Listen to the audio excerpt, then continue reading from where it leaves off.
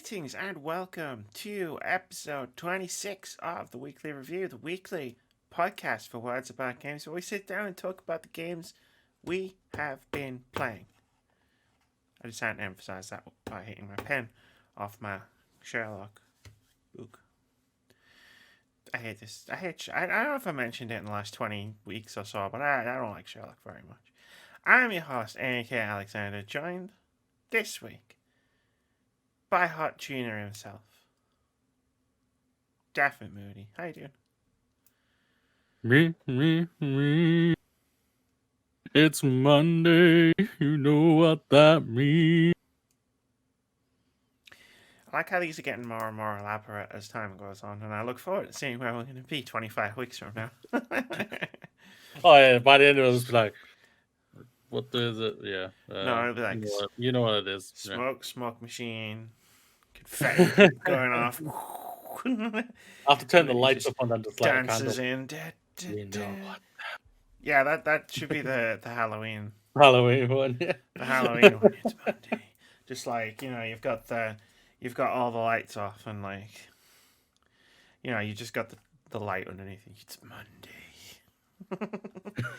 you know what that means. But no, in our life there'll be no horror games, and it'll just be like, yeah, and this week we're reviewing Lego Star Wars.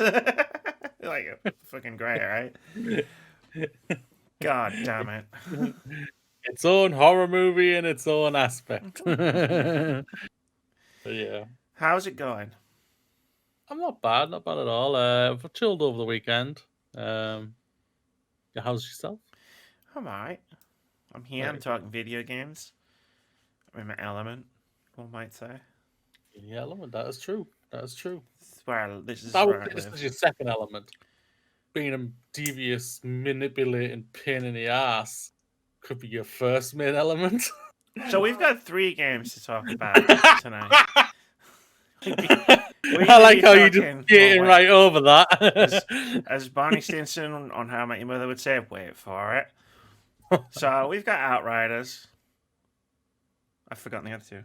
We've got Lost Words of Beyond the Page, and we've got Before Your Eyes. But first, Moody, did you enjoy Among Us last night? If you watch this Twitch stream, you know I kind of went a little mentally insane. So no! Nobody watching the Twitch stream knows what happened. What really happened. No, they do not. I thought I was just unlucky. Just getting killed. Just unlucky, yeah. I thought I was just unlucky at everything. Man. And then everybody keeps killing me and voting me out. Yeah. I mean, I wasn't there. I was in the stream. I was watching, and I decided to spice things up for my own entertainment. The puppet master. Yeah. I decided to spice things up for my own entertainment and messaged everybody who was playing that night, apart from me, obviously, with some variation of, it'd be great if you just killed Moody all the time. And I got all but one person immediately was like, yeah, sounds good. Some variation of, yeah, sounds good. Ryan was the most excited. Especially when I told him I'm messaging everybody. And everybody's on board. Yeah. Keith, true to form, did not check his messages while he was playing the game. That's true, yeah. So, Keith's fine. I have a feeling next week when I play Among Us, I'm not going to have an enjoyable experience. Well, it depends if I'm imposter, because I was imposter twice last night. It worked out so well. Like, you just weren't imposter, and everybody was just killing you. Yeah. It's great. Yeah. I was getting messages. Even voting me out when I had alibis to show that and I'm like, wait, what? That wasn't my idea, because I screenshotted everything, because I'm gonna make a highlights thing with like all of the screenshots of all of the messages. Hell yeah. If you looked at the screenshots, that wasn't my idea. That was Zero's idea. Yeah, you should start with. Well, it's Saturday. You know what that means. No. Moody didn't know what that meant. I've got the perfect thing, because like at some point during the stream yesterday, I'm sure you said, "Man, why is everybody killing me so much?" Boom. Yeah. And then I'm gonna get Murder Train playing in the background. You just get fucking brutally murdered all the time. Yeah, But or even really, getting voted off. Yeah. but really, right? Yes, I instigated the whole thing because why not? But there was no pushback. There was no opposition. There was no resistance. I didn't have to convince anyone to do these things. I literally just suggested it, and everybody was immediately on board. So really, am I to blame?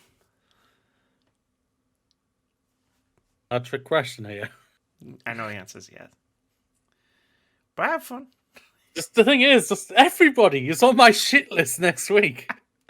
Everybody. I'm gonna just remind you what I said a couple of weeks ago when we were talking about Among Us as airship map. When I said, and I quote myself, I need to start a new beef. So you thought you'd go straight for your podcast or Pretty much, yeah. I know. We've already had a beef, but you know what? I was gonna say, You gotta admit, I took it up a notch.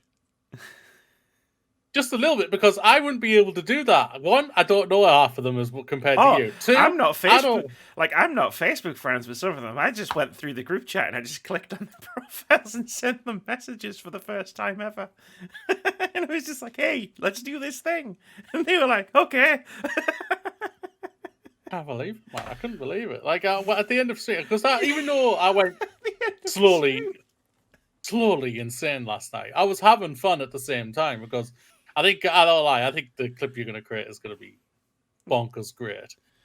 And so many things that happened last night is just because of me alone. Just like, I think I praised Ryan at one time. It's like you did also say Ryan is the best player, and I totally, I'm going to put that in. I didn't tell him about that either. Yeah, it's safe to say he is. We know he is, so it's not.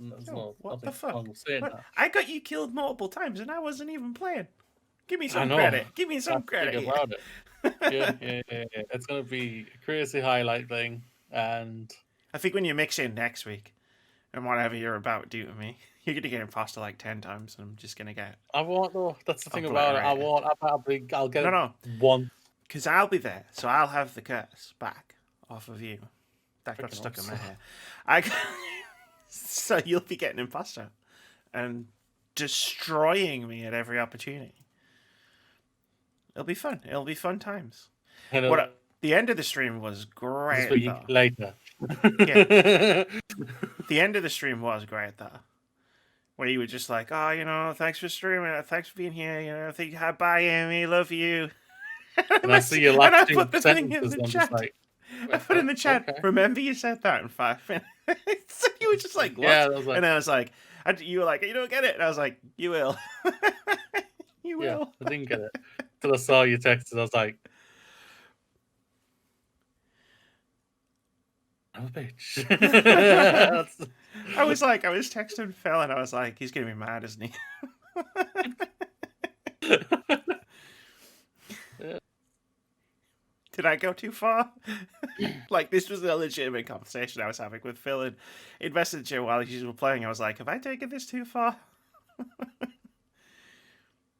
And he said no, so I was fine with it. Even if he said yes, you would have been fine with it. I think if he'd been legitimately mad, I would have felt bad. No. It was more funny than anything, I won't lie. It's funny. See what happens next week. I mean, I can't do that again because there's no surprise factor in it anymore. If I ever try to do something, I'm gonna have to do something completely different. That is true. It's a trick you can only pull once. Mm-hmm. I just hope everybody realizes I only meant that 1 week. Just that 1 week. Like, we can end this. This ends now. Don't headhunt Moody anymore.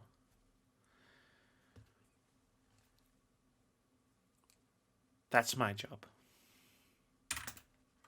Because we got beef now. I think you'll be heard. I don't know why. I didn't realize I pressed it. Sometimes I think you just push it like muscle reflex. There, little microphone. There. I can do it because mine's a different one. It doesn't have a mute button on top of it. Yeah, that's probably What did I say? I can't remember what I said now. Let's move on. We got some video games to talk about. Let's keep me quiet and you just rant on even more about games. But that's not... This is a collaborative effort. I've told you this before. I feel like my inner Keith might come out tonight. This podcast doesn't work if I'm just rambling on, because I'm terrible at rambling on. You know this. You've seen my retrospectives. They go out now. You want to talk about out of control? You've seen the first 7 minutes of the next retrospective, in which I talk about the game in question for about 10 seconds. Yep. Because you made that decision. I'm unstoppable. You unstoppable, crazy. I need someone to just rein me in sometimes. No one ever will. That's the thing about it. Even when we're living together, I won't be reining you in. I'll probably be. You're probably making it worse. Yeah, I'll be making it worse, man. The thing is, right, when we're living together, I'll have to put an among us timestamp in for this. When we're living together, we can team up. Because we'll just be either sitting next to each other or just like one room apart. Probably, yeah. The 2-person players we can run on that group of people will be amazing. Now you're just trying to butter me up just because you know. No, I'm going to make your life hell until then. But once we can work together, it's going to be great. Think about it. Just picture it. But while you're picturing it, let's talk about Outriders for a bit. Because I played a lot of it on. So we were going to play this together, but our schedules didn't really align at all last week. More yours. Yeah, when I say our schedules, it's always my schedule because I'm off this week, so I have I have a day job which will prevent me from doing a lot of things sometimes because of timing reasons, and we didn't really get around playing Outriders. But I sat down and played it for a good few hours last week by myself, which was an interesting experience after I haven't played the game with someone, with you. So this is going to be the big Outriders thing because, and I'll get into this in more detail. But I think I'm done with it. Like, I think I've gotten everything I want to get out of it. Like, wow, bloody hell! If you text me and said, Amy, I've got an itch that only Outriders can scratch. Will you accompany me on this journey? I'd be like, yeah, sure, it's installed on my Xbox. Why not, right? Yeah. But, like, I don't think I would ever instigate that. Like, I don't think I'll ever be texting you going, hey, Moody, Outriders? Especially considering we've got Monster Hunter. Outriders? And I'd be like, I'm not going to do that. And I'm not going to sit down and play it myself because let's talk about it. You said last week when I asked for your initial impressions, because we basically played together the demo, the content of the demo that I played a while ago. I didn't even bother capturing any footage. It's still the footage I captured from the demo. And you said it's fine. And the first thing I wrote on my Sherlock 221B Baker Street diary about Outriders right here says it's fine. It says it's fine. It's right there. It says you can't see it because of white light on white paper. It's fine. Yeah, and that's the honest truth. It really is. I'm kind of glad you said you're probably not going to want to go back because I only kind of was going to continue just for you, continue it and everything like that to see if I could get into it and everything. But I like that. Like, I know, like, these type of games, like, none of these games have ever worked for me. But no Battle Royale ever worked for me. But yeah, I really enjoy Apex and everything like that. So I know there's a chance there's going to be one day I'm going to enjoy this type of looter-shooter game. Maybe I probably already had it with Borderlands 2, which I fell completely in love with. It's one of my favorite games. And maybe I've just completely had that experience years ago, and I'm probably done with these type of looter shooters. I'm not fully sure, but yeah, this game was just like, I'll just say it's basic, bitch. It's basic. I don't mean that in the nastiest way whatsoever, because the developers push sure they worked their asses off for this game, and they're incredibly proud of what they've done. But it's bland, very bland to what I can see. It's very competent, and I can't say I didn't have a good time like playing it, right? Like especially when we were playing it together, you know. Like when you play games with friends, it's always a better time than when you play them alone. Like, well, to what you're saying about like this kind of game not working, but like battle royales and Apex Legends, like there's always games that transcend that sort of genre. Like I don't like fighting games, but the Injustice series is incredible and I love it. I don't really like driving games all that much, but the Forza Horizon series is something I will like drop everything to play when a new one comes out. Yeah, like I only play one driving game, and that's F1. Yeah, like I only play one driving game series, and that's Forza Horizon. Like, because I don't know, something about Forza Horizon just speaks to me, I guess. Look, weirdly, it's probably the open world, and you know how I feel about open worlds, so you know, go figure how that works. But That's weird. yeah, this like, you've like I've gone so far around, I've just gone back to the beginning again. Like yeah, it's nothing special, right? Like it's just a very standard third-person shooter with a couple of cool ideas. It's well executed enough, but for me personally, there's nothing in the game that compels me to keep playing it. Like the story is okay, but I'm not really paying attention to it. Like, obviously, I've ventured through like 2 extra biomes, like next 2 areas beyond the first one, so I experienced more of the story. And like, no, like even after playing, I mean, and granted, I played the demo 3 times, and then I played through that content again with you, like a 4th time. So like I'd seen, like I'd only played the prologue once. Thankfully, the prologue is just boring. And I'm glad I made when we started again on Xbox. Moody is gone, and my face is now split in half across 2 boxes. This is unprecedented. Everybody, you broke the podcast. Because of my partner just running past. I don't know what happened there. That was wow. You'll be say about 18 minutes in, Moody. Just skip to 18 minutes, 17 minutes on the YouTube video. Just watch what happens to my face. Okay. Not the expression. I mean the actual like the video boxes. It was fascinating. Because I'm gonna leave it in. So anyway, like I don't know. Yeah, just fuck it, we're doing it live. So the third person shoot, it's just a very standard third person shooter. Like it's fast and aggressive, and it reminds me of like the Xbox 360 era before they invented waist high cover, like to hide behind, like because it's a cover shooter and you can use cover. But I mean, in the 2 hours ish, 2-3 hours that we played it together, like how often did you use it? Because it's not designed around that. Like, the second you get into cover, the AI just goes, they're in cover. They charge for you, yeah. Grenades! We've got an endless supply of grenades. But then, like, you go to the next biome and the biome after it, and you start fighting monsters. Or, like, animals, creatures, whatever. And it's like, they're animals. Animals don't use guns.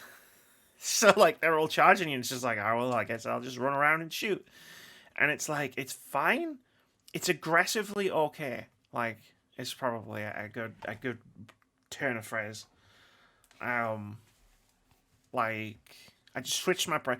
I switched my brain off. I played it for a few hours, and I think I'm done. Like, it's fine. Like, the weapons are really boring.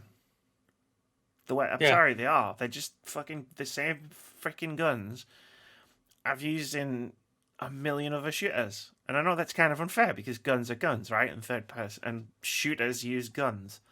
But like, it's like, oh, should I use this assault rifle or this submachine gun?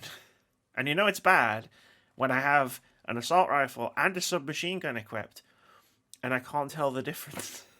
Like, when I switch between them, I don't know which one I'm using. Like, That's bad. That's terrible, really. So I've got the stuff written down sort of in a good and bad sort of way. Not bad, but like worked for me and didn't work for me. That's probably a better way to describe it. So like, things that work for me, the powers are really cool. Like, I played on, leveled up a bunch, got to unlock some new trickster skills. Because I just played on with the character that I was using, the trickster. So I unlocked this awesome like cyclone slash thing where you basically, you know how I had that move where I just went shoof, and then a bunch of people just exploded and their skeletons and all sorts. Well, I replaced that with like whatever, I can't remember what level it was, a higher level skill, where I just spun around a bit and did like, you know, Link in Zelda, like, and just did loads of damage. It was really fun. And like I always had fun like, because you get a bunch of powers, but you can only equip 3. And I had fun like figuring out good synergies between the different powers and ability, whatever you want to call them. Magic. We'll call them space magic. Like in Mass Effect. I did like the aggressive gameplay. Like, it was nice to not just be like hiding behind cover all the time. Like, it was a nice change of pace, right? Yeah. To be like, especially playing the Trickster, which is the class where it's like you have to be up close to activate the healing powers. So you just want to be fucking right there, shooting everybody, killing as many people as possible. And you know, it was fun, like, to be that aggressive. It'll be interesting to go back to, because the next third-person shooter I'll be playing, it'll probably be Returnal. But then after that, it'll be Mass Effect, and it'll be interesting to go back to Mass Effect with like, okay, now I need to tone down that hyper-aggressive gameplay style because otherwise I'm going to die. I'm going to die a lot. No, Mass Effect, I think, is going to feel so good. The cover is there for a reason in Mass Effect. I don't necessarily know why it's there in Outriders. I'm not going to lie. I never used it. Ever. Yeah. Like, I like something primal activated in my brain where it's like that sort of early 2000s shooter mentality where it was like I used the cover in a way, in such a way where I just moved myself so that the cover was between me and the enemy, but I never actually snapped to the cover. It's just like, you know how we used to play shooters before? You just pushed A and went, and you were like crouched down behind the cover. What else worked for me? The crafting worked for me, which is a rare thing for me to say. So it's like as soon as you like leave the first area, you do a mission. You do the main mission, and that recruits the guy basically who does the crafting. So I got to mess around with that, and it works it's pretty cool. Like, you can dismantle like rare gear that you get if you don't want to use it, and if it's got mods in it, instead of destroying the mods, it banks them, so you get to keep the mod. So if you've got a gun that has a mod on it that you really like I had a gun, that one, like, you shoot someone, and once, if they're below 50% health, like it fires this bullet which sets enemies on fire like within a certain radius. It was really, really useful because obviously I was getting up close and grouping enemies together. So if I got a really cool, awesome bitchin' gun to replace that gun, I could dismantle the first gun but keep the mod that was really useful and then put it on the new gun. Yeah. And you can increase the rarity of your gear, increase its level, increase its power. So you can actually use the resources that you get to keep weapons and gear that you like sufficiently powered. Like, I had some boots that did this super useful ability on them. So I just kept leveling the boots up. So like, even when I was getting new boots, it was like, it's fine because I'm just leveling these ones up constantly. But at the same time, this plays jumper up with the what works and what didn't. At the same time, this is a looter shooter. Like, I invested heavily in keeping a specific gun and a specific piece of armor up to my level because they had good mods on them. So like, there's only a certain amount of slots of gear, and 2 of those slots of gear is like a new gun dropped, whatever. Like, new guns dropping in a looter shooter, and I was like, it's cool. I've got the gun. I've got the gun. Until you give me a legendary gun, like I've got the gun I'm gonna use. Like that's pretty bad, really, when you think about it. That's At the crap, same really. time, Yeah. like, That's just, it's basically, to what I could tell, they would just drop the guns that we were getting dropped all the time were just the same.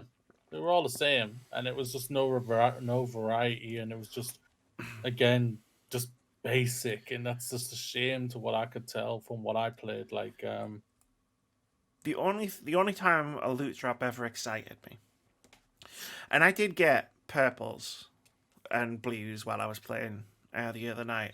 But the only time a loot drop ever excited me was when I could get rid of that shitty fucking helmet that I had on. You remember it? I had a terrible helmet coming out of that first area. So like when I finally got an upgraded helmet that looked halfway decent, I was like, that's all finally. Like, but there's no customization, Moody. You can't change the colors of things. yeah, You can't even transmogrify, like, you know, like a big part of like loot based games where it's like I really like the look of this piece of gear, and then like if you equip another piece of gear you can just transform it to look like the first piece of gear that you really like the look of. You can't even do that.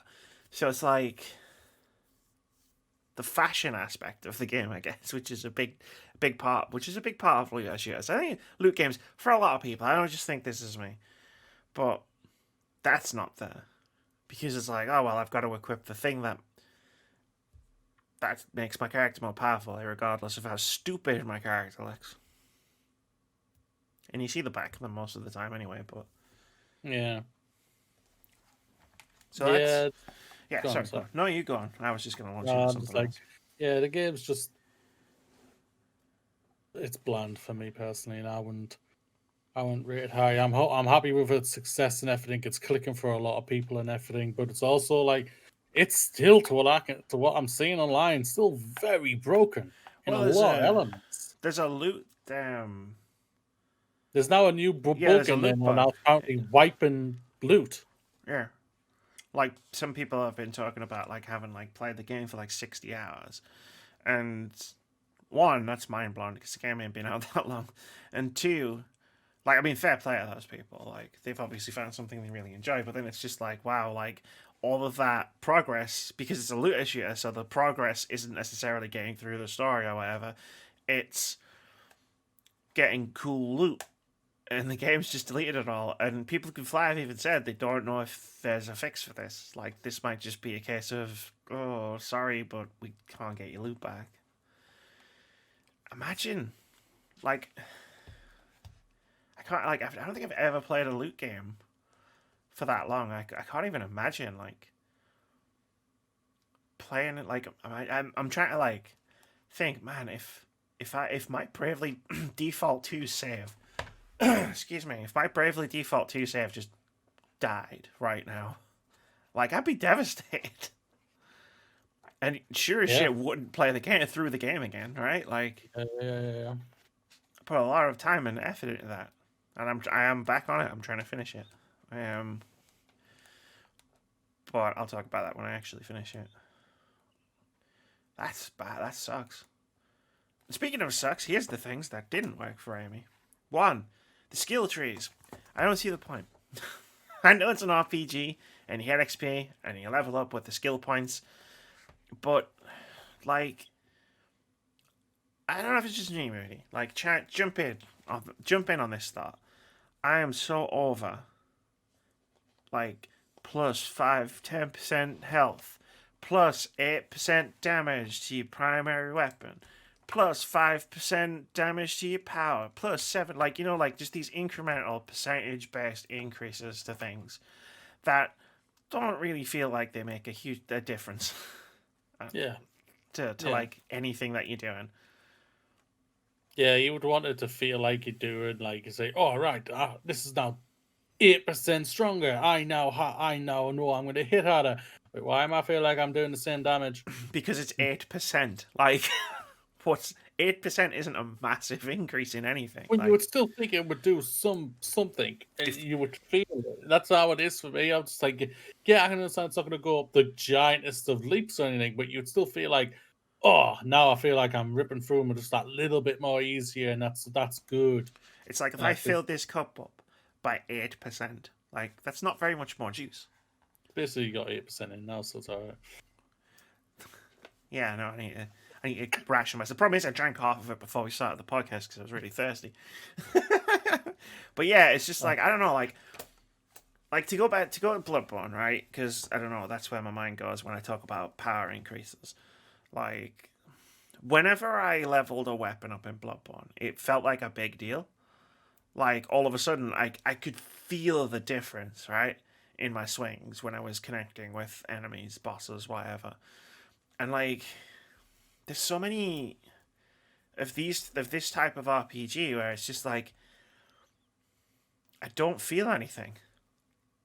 Like Fallout 3, like most of the perks in Fallout 3 revolve around this plus percentage thing.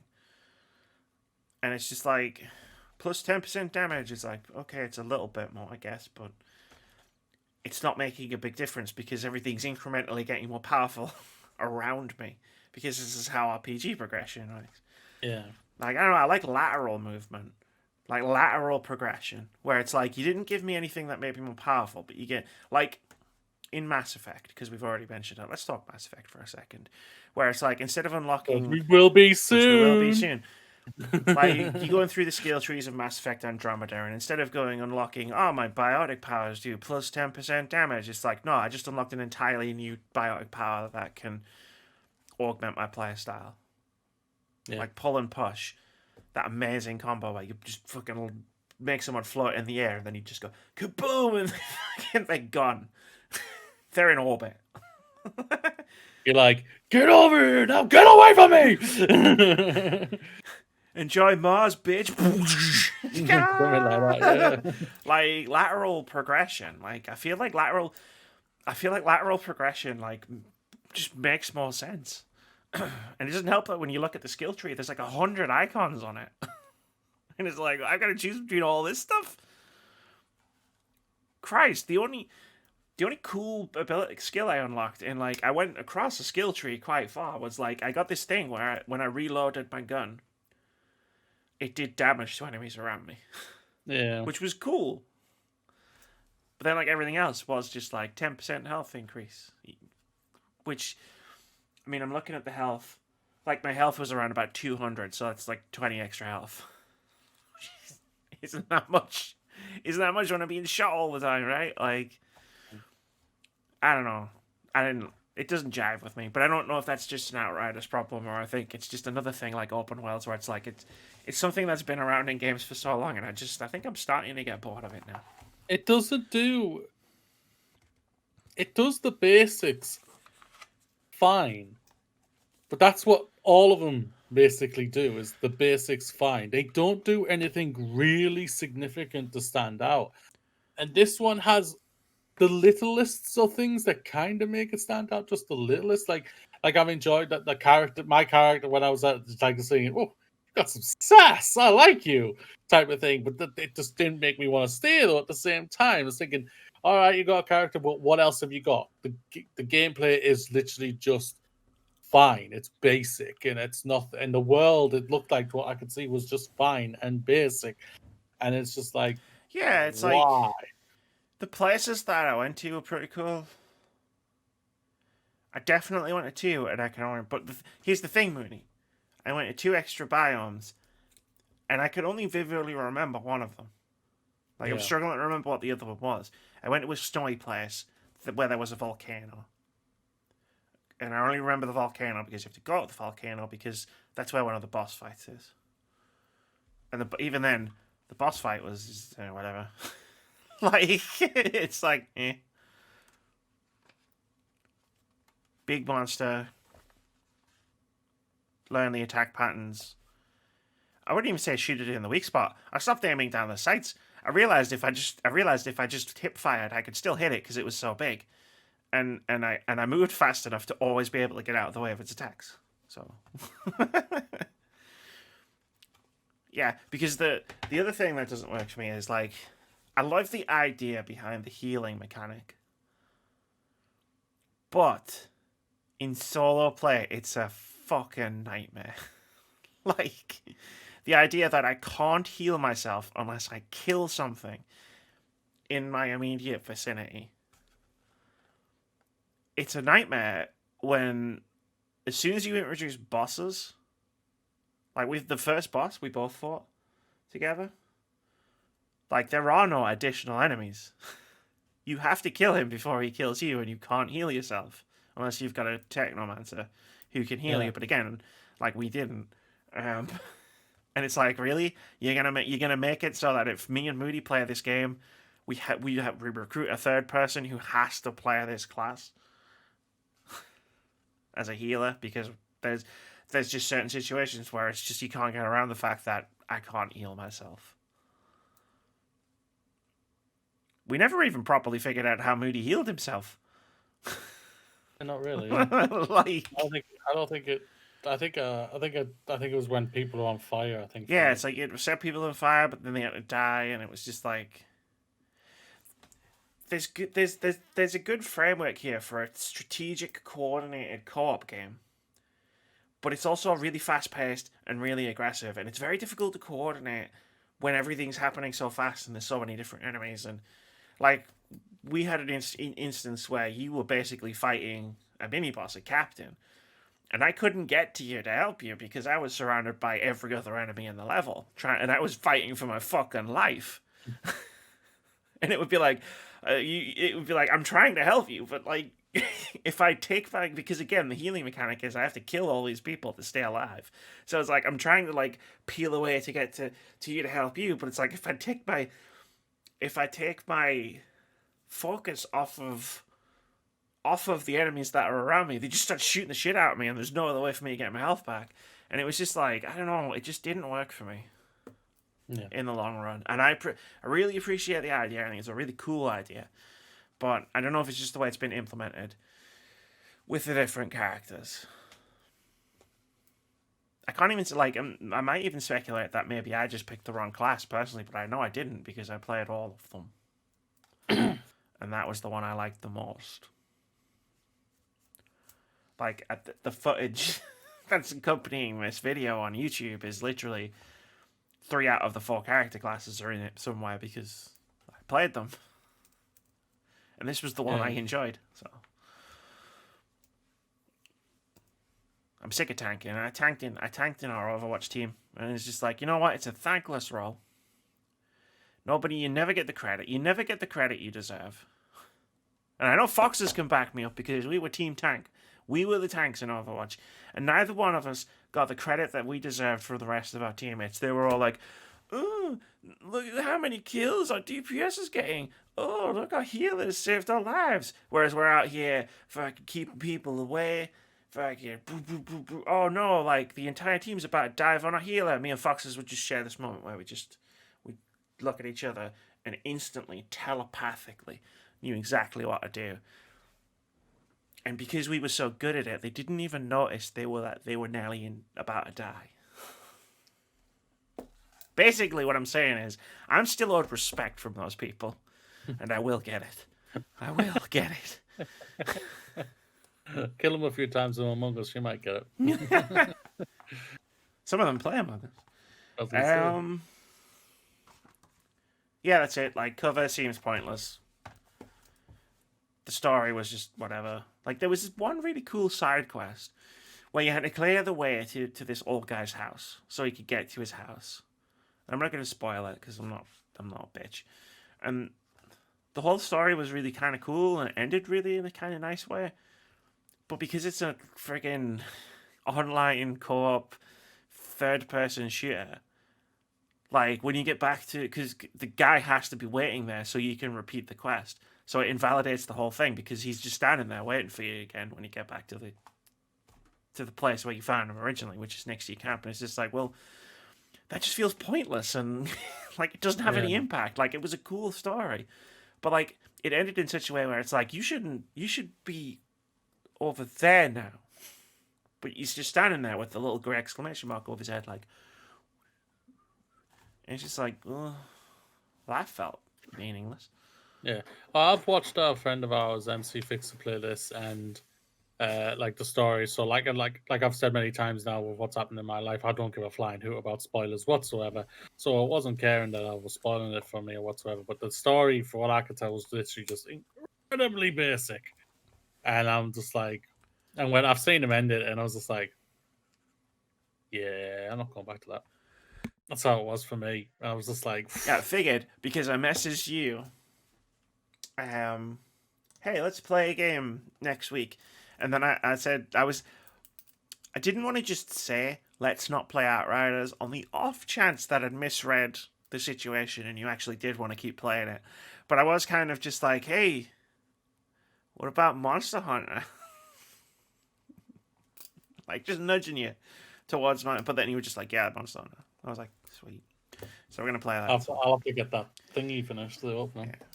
Oh, Have I'm you gonna done play it? a ton of it. No, not yet. I've turned it on, but I didn't actually. I didn't actually get to it. I did other stuff. But no, like I'm glad I played Outriders first because when we were gonna play Monster Hunter and then we played Outriders instead.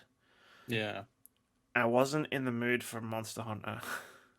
Now you're in the mood. And now I'm really in the mood for Monster Hunter. Yeah. Like I've been looking up weapons and been like, what weapon should I play? Because We'll have to figure out a strategy, like saying what your style's going to go for, and then thinking, okay, so I'll try and compensate for the weakness on her character or something like that. Because Monster Hunter World, I used the blade, the dual wields, and Yeah. I used the light bow gun, and I enjoyed both of them. But with Rise, I'm like, I want to do something different. So I've been looking stuff up, and I've been like, that switch axe looks nice. I like the sound of that. But we'll see. There's a mechanic in the game apparently where you can literally just refund all of the resources that you use to upgrade weapons. So like you can, if you decide you don't like a weapon, you can literally just take all the resources back and spend them on a different weapon. Oh wow, that's incredibly efficient. That is like I haven't played the game, but like just from knowing that one thing alone, it's probably in my top 10 games of 2021. I haven't played it. I haven't even really turned it on, but it's top 10 because of that mechanic. You respect my time, Monster Hunter World, Monster Hunter Rise, so I respect you. Yeah, Outriders didn't respect our time. I mean, it's fine. It's quick and breezy, but I like as much as I would rank Outriders above Avengers, I feel like I had more of a better time with Avengers, if that makes sense. Going off what you've told me, you've played more of Avengers. I played way more Avengers. So, it was a fun week and a half. But let's move swiftly on. Because you know what else I did, Moody? You played other games. I played some indie games. I don't know if a week's ever going to go by where I'm not going to play indie games. She says about to embark on a week which is probably going to be entirely Monster Hunter. Yeah, next week is probably going to be Monster Hunter. But I've played some indie games. One I've been looking forward to for years, and one I didn't know existed until you did games out next week on a podcast, and we're like blah blah blah blah blah blah blah, and I was like, wow, that sounds really interesting. I don't remember what the description said. I don't want to try and paraphrase it. You said the words, and I was like, oh. So if nothing else, that segment is useful for telling me about games I didn't know about, even though I make the show notes. I just told on myself I don't read the show notes ahead of time. Copy, paste. Copy, paste. But anyway, we're not going to talk about that one. First, we're going to talk about Lost Words, which is a narrative-driven platformer written by Rihanna Pratchett. So the protagonist is a girl called Izzy, who writes in a journal, like this one, but cooler. This is called Sherlock. For starters, she can draw. Yeah, if I hold that up, that really makes the color pop on my webcam. Like, wow, everything's suddenly super red and orange. Now it's washed and faded. So, like, the game splits itself between two sort of distinct elements. On the one hand, you're seeing Izzy writing in her journal, and you're platforming across the words.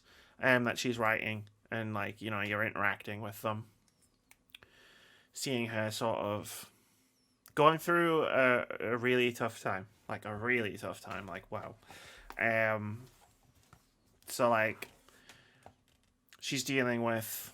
Well, at first it's just sort of like an introduction to the character and her relationship with her family, stuff like that, and then as the game progresses, it's very obvious what's going to happen. Like from very early on, that's not a detriment to the game. I'm just pointing out that like it's really obvious from a very early point in the game what's going to happen and what Izzy's going to be journaling about.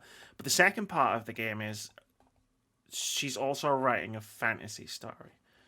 So from time to time, you get to jump into this fantasy story, and play through sections of it as Izzy is writing it. And the fantasy story section of the game, like, starts to sort of see Izzy dealing with what's happening in her real life by unleashing it sort of into the story. So the two things kind of mesh and tie together quite nicely. I played a prototype of this at ESGX a few years ago. Was very excited to play it. Found out it was a Stadia exclusive. Waited an entire year. Stadia! And now I finally have it on PlayStation. Like, Stadia. So it's the anticipation rises when it's like, it exists. I have to wait longer. People have played it, but I have to wait longer. It's a great game. Oh, I'm really enchanted by it. And I wrote down why. So yeah, like the footage is up on the screen for people watching on YouTube, so you can kind of see what I'm talking about.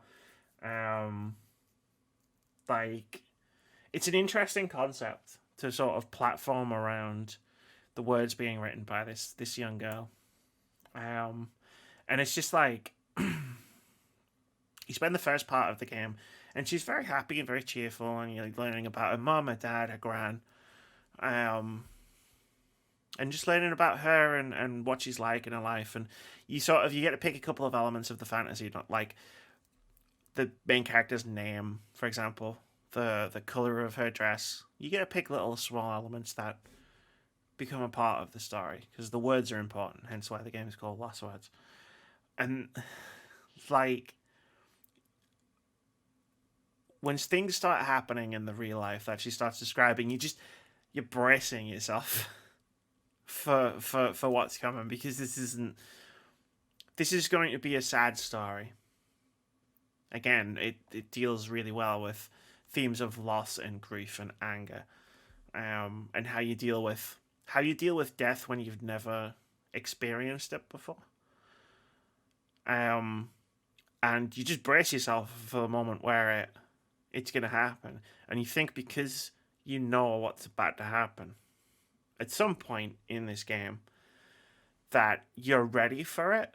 But the game is so well written, and you care so, and you do come to care so much for characters who you never meet at any point. The only way you meet these characters is in Izzy's writing and the voiceover narration. That when the moment hits and then the story continues and actually starts exploring its themes, it's still a gut punch. And I think that's really interesting. Like, you were just talking about spoilers, and I was just talking about spoilers, and it's like the game itself spoils what's going to happen, and it doesn't dull the impact of that event in any way. Like, I could tell you what happens, and then you could go into the game, and it will probably still, the line, just, it bam, gut punch, like, boom, right in the gut. The feels happen. And then it's interesting to see that translate, one, through the way Izzy's writing in a journal.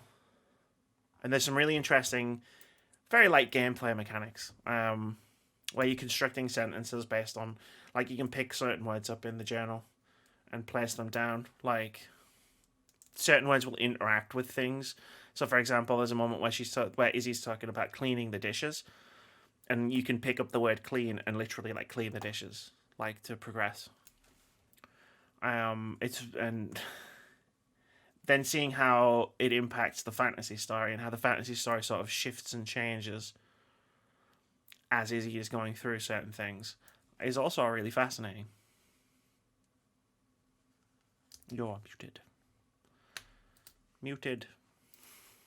Ah! Professional podcast outfit, everybody. Boom. I ain't working for you. I was being sarcastic. Professional. Pff, no one's ever used that word to describe me. Wait, we're professional? No. God, no. Did you imagine? God, no. I assume you were saying something when you... Yeah, I was.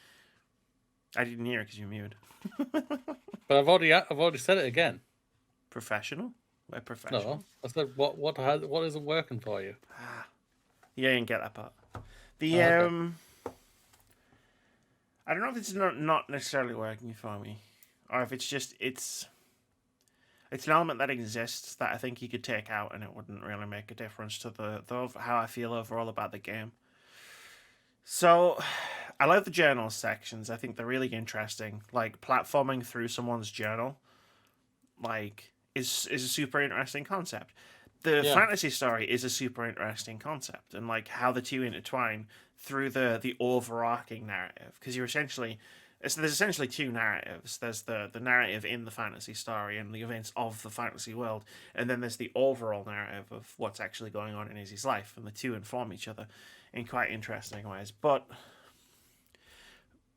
when you're in that fantasy world, so you're doing a lot of platforming. There's no combat, which is good because I don't think it would fit the tone of the story at all. The character in the story, who I called Robin, has a magic book given to her by the elder of the village because she's the protector of the Fireflies. She goes off on an adventure because something happens and she's chasing a dragon, and she gets a magic book, and in that book he gets certain words, and those words can be used to do things in the environment. So, for example, you could get the word rise, and you can, at certain points, like pull the book out, drop the word rise on, say, like a platform that you're standing on, which then will rise, and it's part of the environmental traversal. Or, for example, like you'll get temporary words that you can use in specific levels. So, in one level, you get the word hope, which acts as a light. So when you're in dark areas, you can like carry that word as you're platforming along and see where you're going, stuff like that. It's there, and it's fine. It's not particularly challenging, or which again, if it was too difficult, I don't think it would fit the tone of the game. But at the same time, it also means it's not massively satisfying, right? It's just a thing that you have to do, like constantly, like you're doing the platforming and you're finding new cool characters, or you're like interacting with this cool story, or you're seeing a new part of this really cool world, and then you have to keep stopping to pull the book out and use the words how you have to use them. And it's a really interesting concept, and it is used quite well in the journal sections of the game, but in the fantasy sections of the game, it makes you feel a bit stop-start, if that makes sense. So you're going and then you're stopping because you have to do this thing, and then like you can go very slightly out of your way to collect all of these fireflies that are in each level, and that just again makes it feel a little bit more stop-start, and they're hilariously easy to collect, which is strange. Like it's literally just like, oh, I have to go this way. Well, if I take 3 steps to the left, here's a firefly. You know what I mean? Like they're so not that far out of the way. And again, I don't think if they were difficult to reach, I don't think it would fit the tone of the game. I'm not sure necessarily what the gameplay aspects of the fantasy sections of the game actually add to the game. And I don't know if you cut those gameplay elements out, as interesting a concept as they are, the game wouldn't suffer for it in any way. Huh? Which is really interesting. Yeah. Like, you don't. Well, I've just bought this game. I won't lie. I'm installing it right now. Prepare yourself. It's an emotional roller coaster. I don't mind emotional games. I've had an emotional 2021. Okay, I'm ready for it. Okie dokie. I look forward to hearing your thoughts on it. and we'll spoil no more about it. But It it was only a tenner, so it was not. yeah, but it was an instant buy for me on PS5, 4. Thank you, backwards compatibility. Um, like I said, I've been looking forward to it for a long time. I remember meeting the dev, playing the prototype.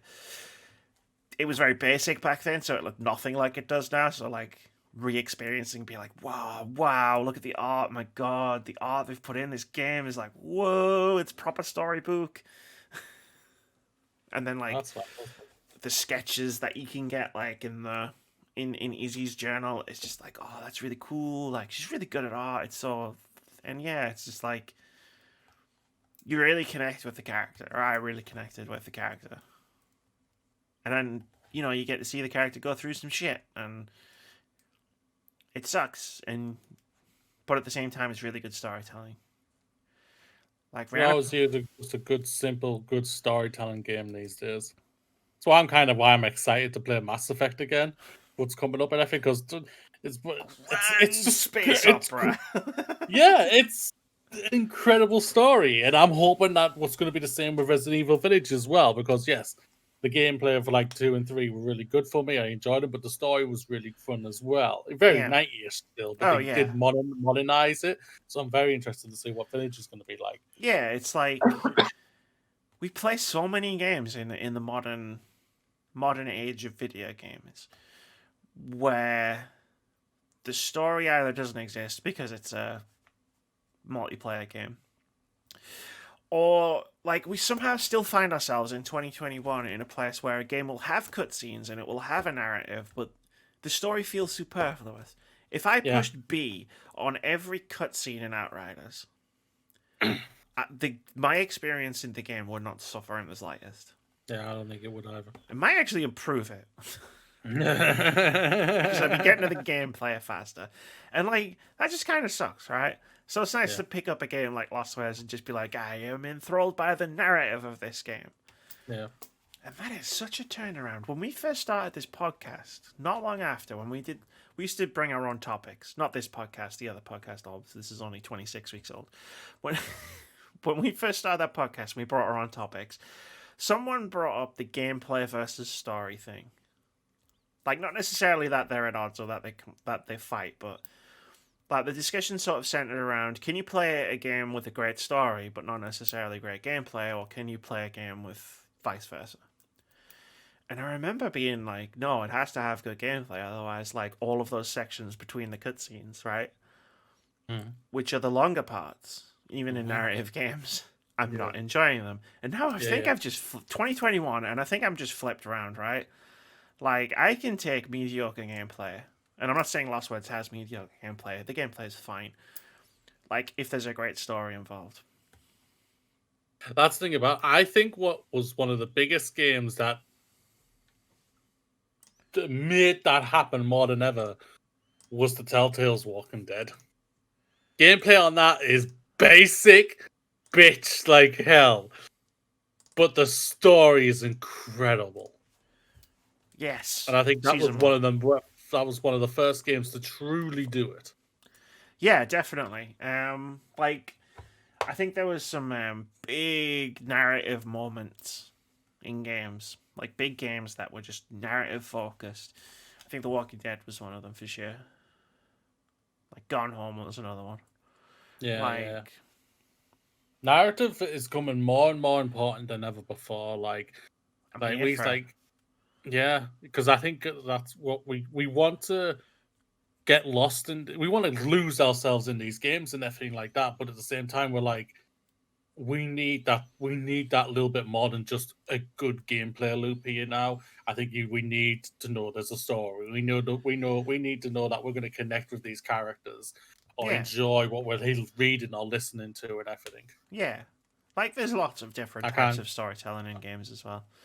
Yeah. But, like, and I still enjoy games that don't necessarily have strong stories. Like take a Loop Hero, one of my favorite games of the year so far. And it's like, I mean, Among Us, no story at all. Among Us. Well, this is the thing. There's also emergent storytelling, right? Like, Among Us has some of the best storytelling of gaming ever because the stories are what happens in the game. Yeah.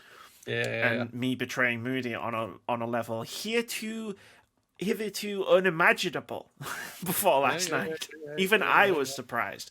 And like, you know, those are cool. Like multiplayer, like Hitman 3, another one of my favorite games. Like, Yeah. I don't really give a shit why the Hitman is hitmanning everywhere he is.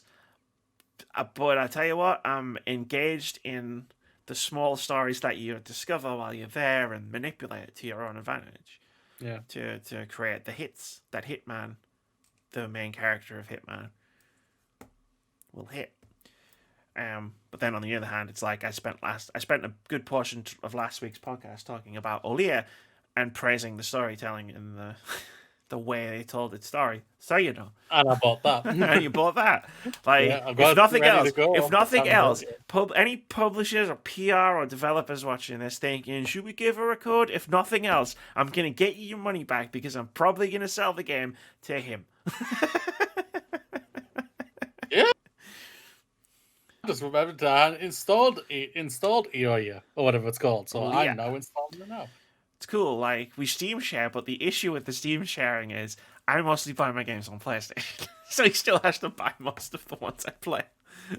The thing is, that'll rectify when we move in together, so we're all right there. Shh! Don't tell him that. Yeah. You never heard those developers. You never heard that. Never heard that. We hate each other, really. Trust me. Check out on this Saturday. Words About Games, Twitch.tv. Words About Games. You'll see how much I hate her. I'm gonna die a lot. So one last game. This one will be quick because this one is very narrow. There's like, you want to talk about story games? Let's talk about a game that has one mechanic, and you can play with one hand and two eyes. So this is called Before Your Eyes, and before I get into it, I got a code for it. So, thank you. And also, take that. Take my following opinion however you want. Not buying this one, okay. This is a really interesting game. I had never heard of it before you read it out on the podcast in Games Out next week, and seriously, you literally just copy and paste, don't you? You don't look until last day read it. I don't look until you're and you reading. miss a couple of them because you go, that's your pee break. Like, I go pee and then I come back and I'm sitting down and you're just like, whoa, this is a game where you blink at it and it works. And I was like, ooh, interesting. Because as we've discussed in the last few weeks on these podcasts, really, I am all for weird games. And you described a narrative adventure game that you control by blinking. Yeah, I did. So we all knew what was going to happen next. That is true, yeah. I reached out for a code, I got a code, and I blinked 2,000 times in 35 minutes. I don't know if that's a lot. But here's the thing. So Before Your Eyes, I'm going to try not to spoil much of it because, again, you want to go into this game knowing as little as possible, and the story is everything. You're a soul, adrift in a sea of the afterlife, before someone plucks you out of that ocean and takes you on a boat to a tower, to argue that you should be let into the proper afterlife instead of just adrift on this sea. But to do that, he has to tell the story of your life, and to do that, he has to know the story of your life. So you, as this character, relive the story of this character's life. Okay.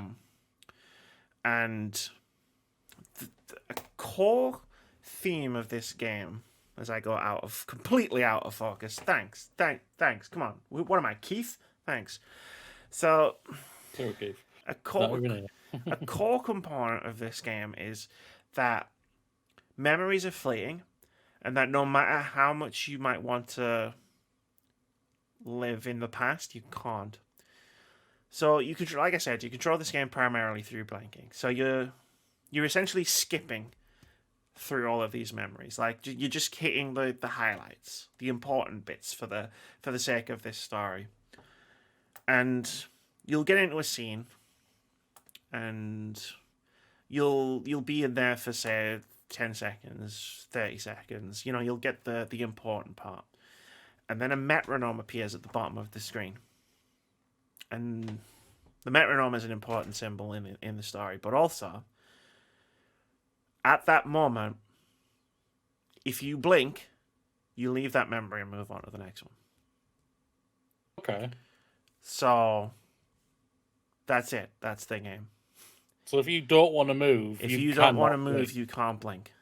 Okay. There's So you're like, there's ways you can extend it. Like if there's an object in the environment, for example, that could trigger a bit of dialogue or like give you a little bit of backstory, you can look at it and blink on that. So you get to blink, and then you'll get the accompanying whatever piece of information, piece of dialogue, whatever. But then it goes right back to, hey, don't blink, otherwise you're gone out of this memory. And booty, sometimes it's devastating because you want to stay in this. Like there are certain memories where it's like these are really good, happy, positive memories, and I want to stay in them. But Moody, I gotta keep my eyes open, and it's hard not to blink. Yeah. So you end up sort of like there's times where I'm trying to overcompensate, where it's like, okay, there's no metronome. I can blink, and like try and like so like I can stay in a memory if I want. And then I've accidentally done it too many times, and the metronomes come up, and I've blinked instantly, and I'm away. I'm gone.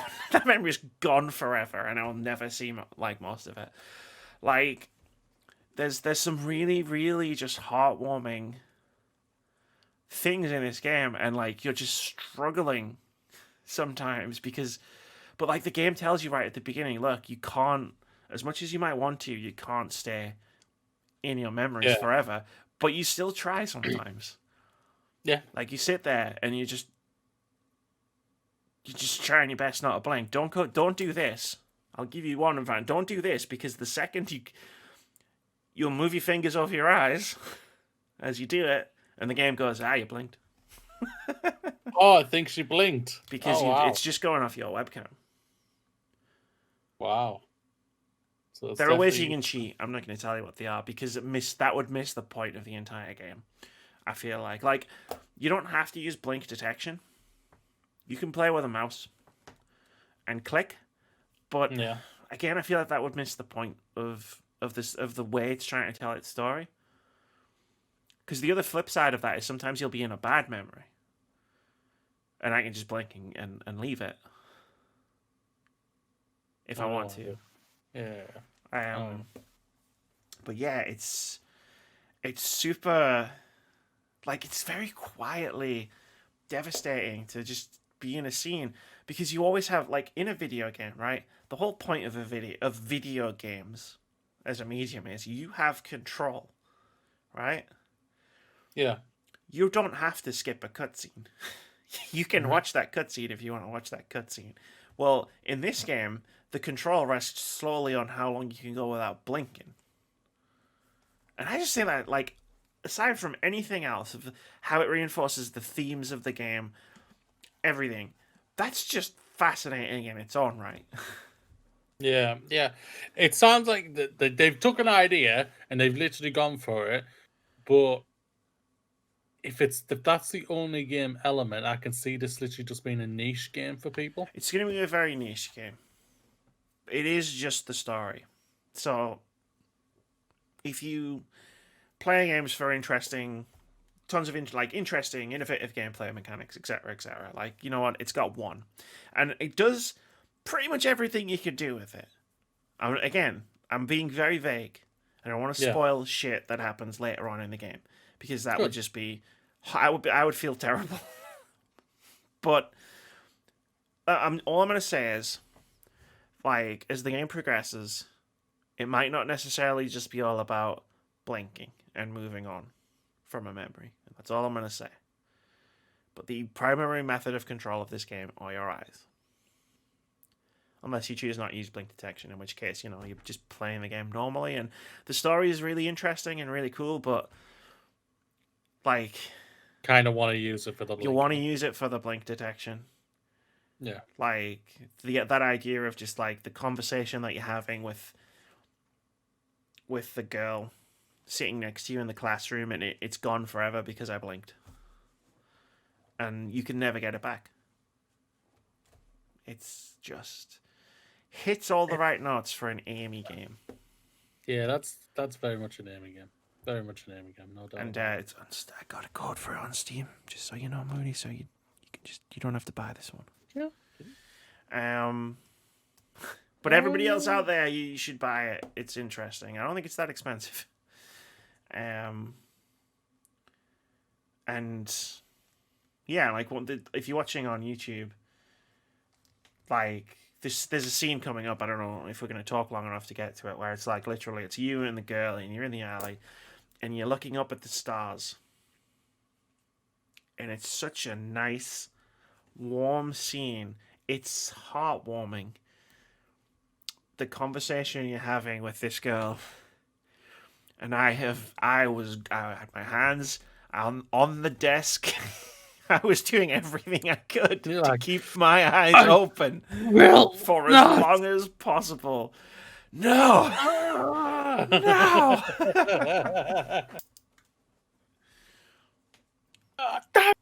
Like, I thought Bloodborne was difficult. But this is an entirely different level of difficult. No, actually, you did a retrospective to prove that it wasn't difficult. I did a retrospective and prove that it wasn't as difficult as people said it was. I never said it wasn't difficult. I'm not that kind of Soulsborne fan. Dark Souls is hard. Well, I thought it was easy. You just need to get good. I'm not that kind of person. Bloodborne was hard. It just wasn't nearly impossible. You remember those Dark Souls reviews I read in that video? Fucking hell, man. People take things way too far sometimes. They do. They do that. They do. Well, that's it. Before Your Eyes is a good game. 3 games down. 2 good ones. One that we've basically, even though I didn't play it, we've basically both agreed that we're basically done with it, which is a shame, obviously, for the team and everything. It's a shame, but it hasn't clicked for us, and we want to move on to slicing up some monsters, dragons. There are certain periods of my life where I sometimes look at games and look at all the games that I'm playing and think, maybe you know how you swear, like, well, I don't know because I'm not straight, but you know how women sometimes swear off, like, say they're going to swear off men. Like, I sometimes look at the games that I'm playing and think, I'm just going to swear off AAA games altogether. I'm done. Easy, wouldn't it? I am done. Yeah. But then there's always a Monster Hunter, or a Last of Us, or a Final Fantasy VII Remake, or a Control, and I'm like, okay, fine. I guess I'll give them another shot. The thing about it, isn't it? It's that scene from Godfather 3. For I got out, but they just pulled me back in. I mean, I say that standing on the precipice of I'm gonna spend a week playing Monster Hunter. At the same time, yeah, you just and Nia's coming out, and Resident Evil's coming out, and it's like, and Mass Effect, yeah, fine. Yeah, it's like fine, I'll play it. I guess sometimes AAA games are pretty good. Whatever. Well, let us know, ladies and gentlemen, what you think of all 3 of these games. Further down the line, on our Twitters, or when we live on Twitch.tv, words about games. And don't forget, you can get this podcast all over the place now. Anchor, Google has accepted us. Amazon, Apple, YouTube. You can't get on Podbean anymore. I had to cancel the account because he kept trying to charge my card. What happens when you have to pay money to keep it on there? It was fine. It just kept trying, but it's like I have no money, so it didn't work. And then I was like, I should probably cancel this so that when I have money, I don't accidentally pay for it. I'll have to cancel mine closer to the end of the year, but that's not for a while though. Yeah, I was paying monthly for it. I paid the yearly. So. I don't pay yearly for things. I'm afraid of commitment. And I'm not really. I'm just desperately poor. Taking advantage of low-cost monthly payments. True. We're all poor, ladies and gentlemen, but go kick ass and have a great week. Can't say any better than that. Cheers. Oh, I bunged it the wrong way around. Cheers. Cheers. Feel like I needed to pick something up. Clink. Cling. Yeah.